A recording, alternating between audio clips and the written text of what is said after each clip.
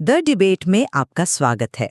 आज हम 20वीं सदी की शायद सबसे बड़ी और सबसे ज्यादा असर डालने वाली घटनाओं में से एक पर बात कर रहे हैं, यूरोप में समाजवाद और रूसी क्रांति।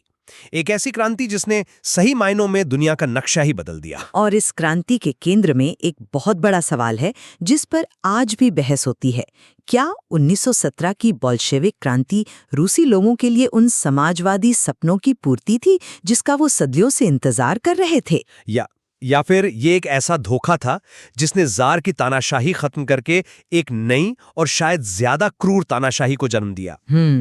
मेरा मानना है, और मैं इस पर कायम हूं, कि ये समाजवाद के उन लोकतांत्रिक आदर्शों के साथ एक विश्वासघात था जिसे बोल्शेविकों ने सत्ता हथियाने के लिए महज एक औजार की तरह इस्तेमाल किया। ये लोगों की क्रांति कम, एक पार्टी का सोचा समझा तख्ता पलट ज्यादा था। और नाकामी की ये एक दमनकारी ज़ारशाही को उखाड़ फेंकने और एक बराबरी पर आधारित समाज बनाने के लिए उठाया गया एक ज़रूरी और एक ऐतिहासिक कदम था। उस वक्त के जो हालात थे उनमें क्रांति के अलावा कोई दूसरा रास्ता बचा ही नहीं था। चलिए, तो फिर उन हालातों से ही शुरू करते हैं।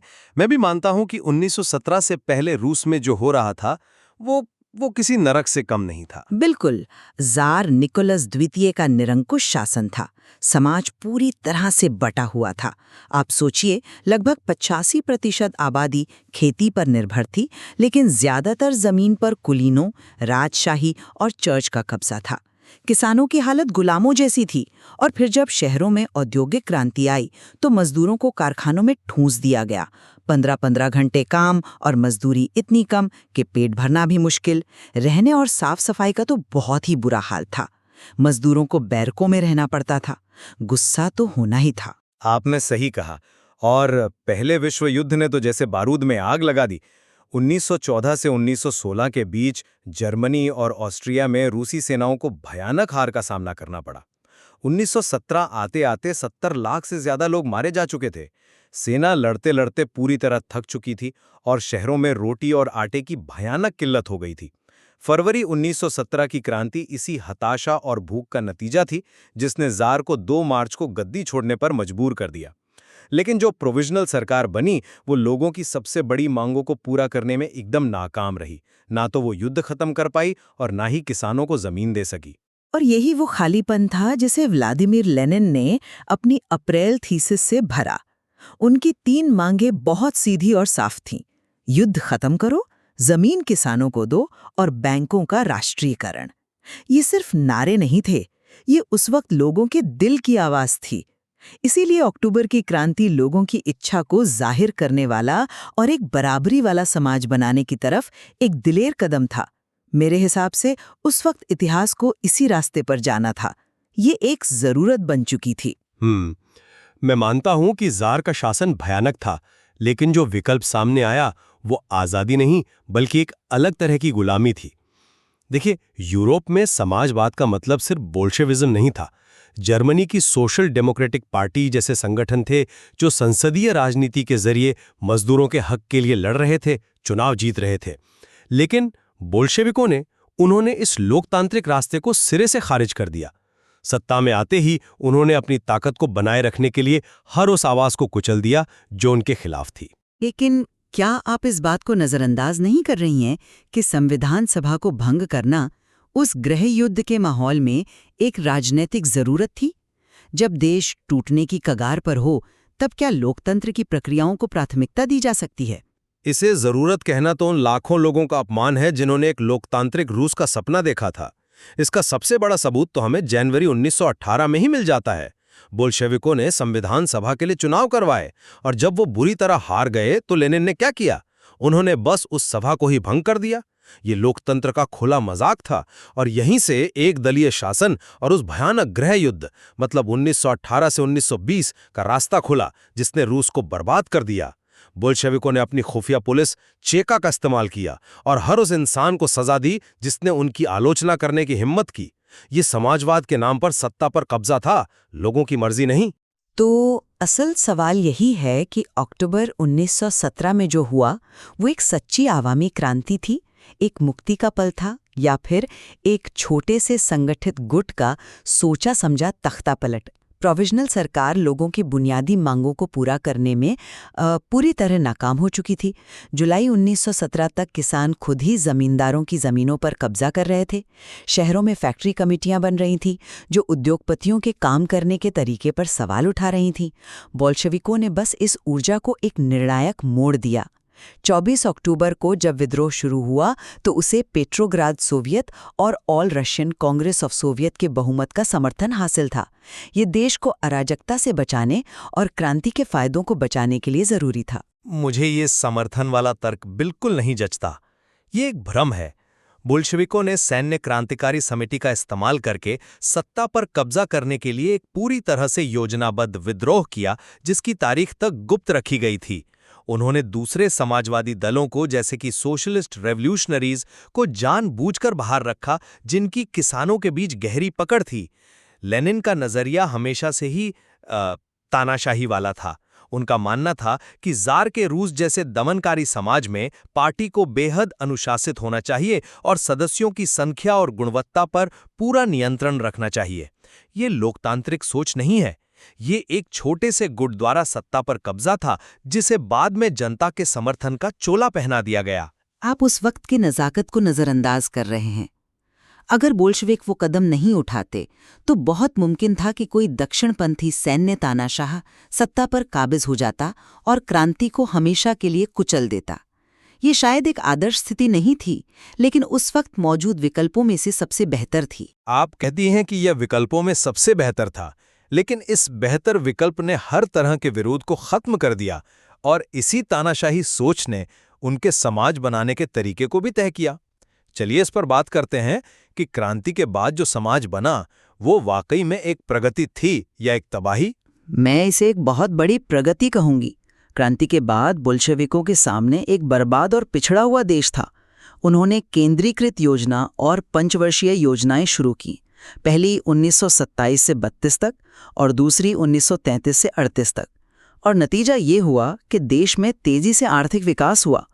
1929 और 33 के बीच तेल, कोयला और स्टील का उत्पादन 100% तक बढ़ गया। नए नए औद्योगिक शहर बसाए गए। शिक्षा का एक बड़ा ढांचा खड़ा किया गया। काम करने वाली महिलाओं के बच्चों के लिए फैक्ट्रियों में क्रैच बनाए गए और सस्ती स्वास्थ्य सेवाएं दी गई। ये वो असल फायदे थे जिन्होंने लाखों लोगों की जिंदगी को बेहतर बनाया। मैं आपकी बात समझता हूं और ये आंकड़े वाकई चौंकाने वाले हैं।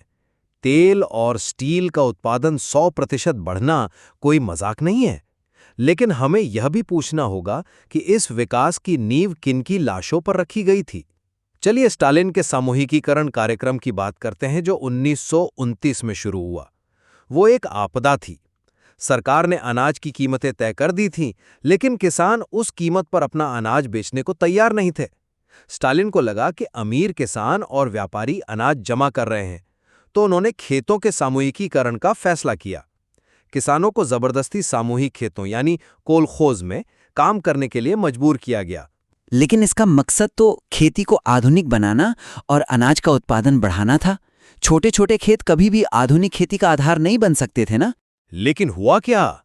नाराज किसानों ने विरोध में अपने मवेशियों को ही मारना शुरू कर दिया। 1929 और 1931 के बीच मवेशियों की संख्या 1/3 कम हो गई। उत्पादन बढ़ने की बजाय 1930 से 33 का वो भयानक अकाल पड़ा जिसमें 40 लाख से ज्यादा लोग भूख से मर गए। ये प्रगति नहीं थी, ये सरकार द्वारा प्रायोजित भुखमरी थी।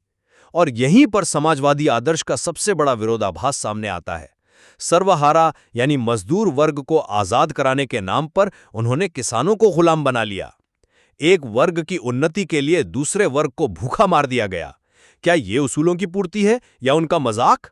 उन त्रासदियों से इनकार नहीं किया जा सकता, लेकिन हमें ये भी याद रखना होगा कि उस समय सोवियत संघ पूरी दुनिया में अकेला पड़ गया था और उसे खुद को तेजी से औद्योगिक बनाना था ताकि वो बाहरी खतरों का सामना कर सके।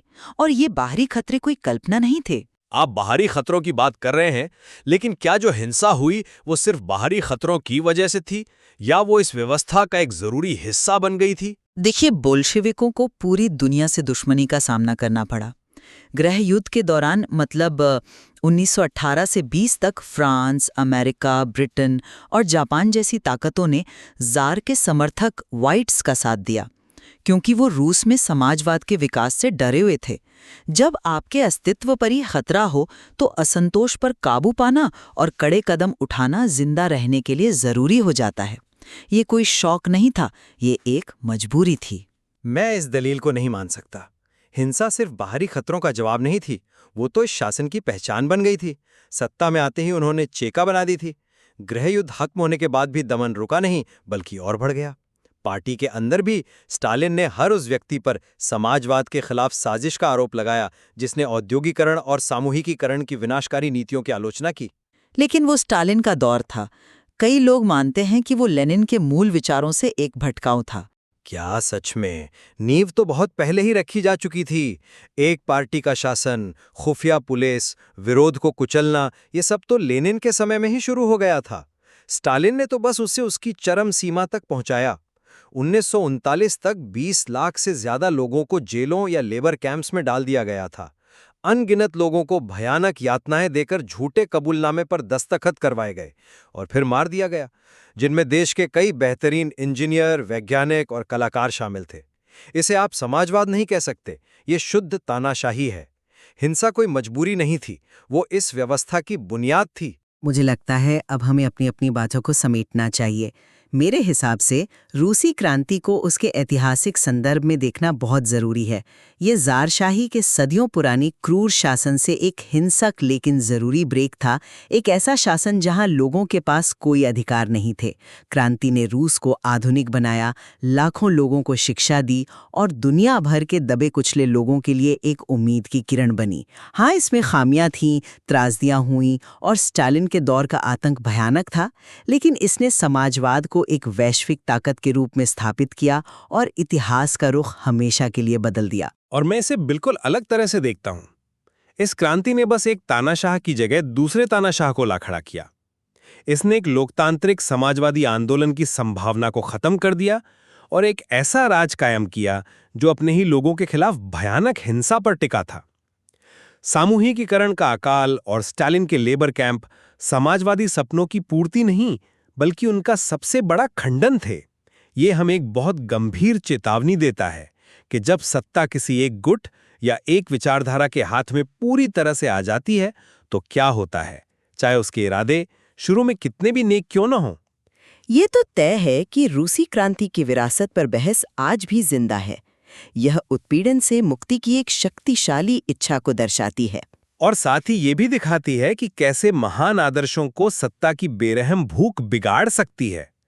इस विषय की परतें बहुत गहरी हैं और इस पर यकीनन और भी बहुत कुछ खोजा जा सकता है। हम उम्मीद करते हैं कि इस चर्चा ने आपको सोचने के लिए कुछ नए बिंदु दिए होंगे। इन अलग-अलग नजरियों पर विचार करें और अपने नतीजे खुद निकालें। द डिबेट में शामिल होने के लिए धन्यवाद।